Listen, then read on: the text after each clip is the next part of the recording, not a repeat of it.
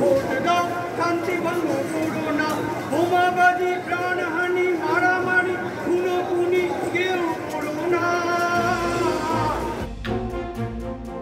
চলছে লোকসভা নির্বাচন, এখনো বাকি 4 দফা। প্রচারে ঝাঁপিয়ে পড়েছে সব রাজনৈতিক দল। কেউ কাউকে ইঞ্চিও জমি ছাড়তে নারাজ। এই ভোটের আবহে ধরা পড়ল অন্য ছবি।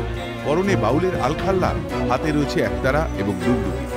বাউল শিল্পী স্বপন দত্ত একাই বেরিয়ে পড়েছেন শান্তির বার্তা নিয়ে। জনগণ, পুলিশ প্রশাসন ও সকল রাজনৈতিক দলগুলিকে সচেতন করেন সন্ত্রাস ও ভয়মুক্ত ভোট করার জন্য। প্রখর রোদ গরম উপেক্ষা করেও জেলায় জেলায় ঘুরে বেড়াচ্ছেন তিনি। শুক্রবার এই চিত্র ধরা পড়ল হাওড়া ও উলুবেড়িয়ার বিভিন্ন জায়গায়। ভোট ঠিক হওয়ার সঙ্গে সঙ্গে আমি কিন্তু রাজ্যের জেলায় জেলায় বেরিয়ে পড়েছি। আমি এর আগে ভোটগুলোয় ঘুরেছি, দেখেছি বোমাবাজি, মারামারি, কাটাকাটি, খুনোখুনি, হানাহানি হয়েছে, আর দেখেছি মায়ের কোল শূন্য হয়ে গেছে। তাই আমি চাইছি 2024 লোকসভা ভোট যেন শান্তিপূর্ণ ভোট হয়। আমি সন্দেশখালী গেছি, দার্জিলিং, জলপাইগুড়ি, কোচবিহার, মালদা, শিলিগুড়ি সব গেছি, সুন্দরবনের জলে জঙ্গলে। এ পর্যন্ত আজকে নিয়ে 23টি জেলায় আমি ঘুরছি। আমার একটাই কথা, শান্তিপূর্ণ ভোট হোক। গত পঞ্চায়েতে ও জেলায় জেলায় ঘুরেছিলেন, এবারও তার অন্যথা হয়নি। দেখতে দেখতে 22টি জেলায় ঘুরে ফেলেছেন তিনি।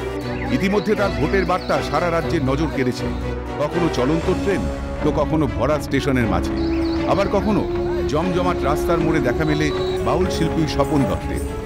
প্রয়াসকে ধন্যবাদ দেওয়া উচিত, তার একান্ত চেষ্টা এবং লোকের ঘরে ঘরে গিয়ে তার বার্তা এবং শান্তিপূর্ণভাবে যে এই ভোট হোক, এই বার্তা সে যে ঘরে ঘরে গিয়ে পৌঁছে দিচ্ছে, তার না খেয়ে না দিয়ে তার জন্য অশেষ ধন্যবাদ। সবাই শান্তিভাবে ভোট দিয়ে আর কি দেশের শান্তির জন্য সব কিছু করবে।